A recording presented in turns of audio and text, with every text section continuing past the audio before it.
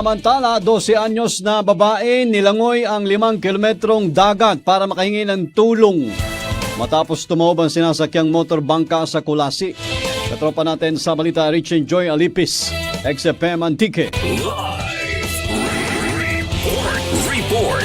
Isang 12 taong gulang na babae ang nagpakita ng pabihirang katapangan matapos niyang languyin ang tinatayong 5 kilometro ng dagat upang makahingi ng tulong matapos tumaob ang kanilang sinasakyang motorbangka sa karagatang sakop ng Kulasi Antique. Ang kabayanihang ito ay ginawa ni Cherry Ann Mateo, 12 taong gulang at residente ng isla ng Matmatan, Kulasi Antique.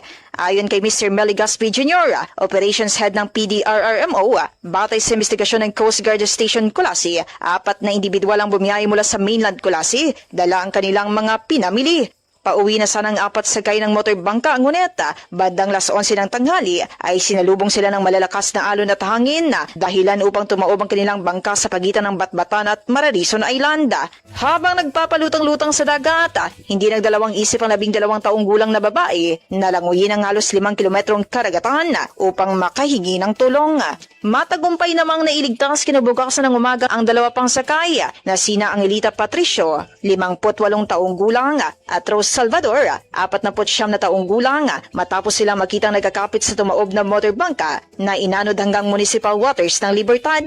Samantala si Dante Salvador, 60 taong gulang, ay narescue naman malapit sa bahagi ng Maningning o Manigin Island.